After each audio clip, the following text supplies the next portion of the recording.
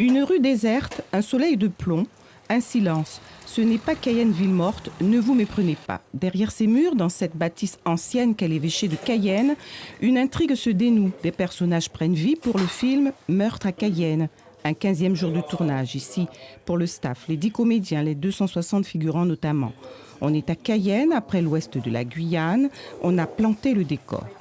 Au-delà des interprétations, les empreintes d'impression du pays Guyane se vivent. Je sens des parfums un peu brésiliens dans le fonctionnement des gens, dans l'ambiance. Je trouve que c'est plus brésilien comme ambiance qu'antillais. Je connais assez bien les Antilles aussi, les Antilles françaises et toutes les Antilles. Et franchement, j'aime beaucoup. Je vois des gens qui pourraient être de ma famille, hein, au niveau des différentes déclinaisons de couleurs. Et ça me touche énormément. Et le scénario m'a permis aussi de découvrir un Touloulou, de découvrir le carnaval, de découvrir des choses locales d'une richesse incroyable. L'une des scènes du film, les enquêteurs interrogent un présumé coupable, personnage d'origine amérindienne, un rôle endossé par Orla.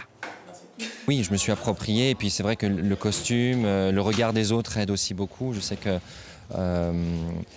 j'ai eu l'occasion de parler avec des Wayana, des Kalina, des Teko aussi.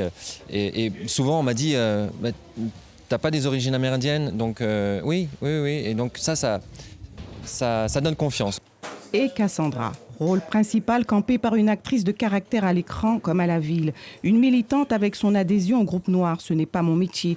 Comme la productrice de ce film, France Zobda, une rencontre. Il y a aussi le collectif, Même pas peur, défendant la cause des femmes victimes de violences, un témoignage. Il est temps que les gens que nous voyons dans la rue, nous les voyons dans les écrans, au cinéma et au théâtre.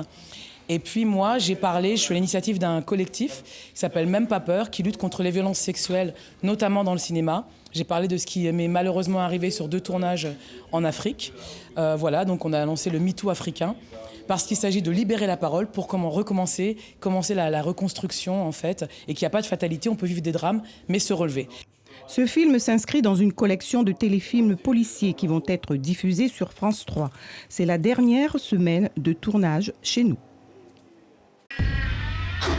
Suivez l'info sur Guyana Première, télé, radio et Internet.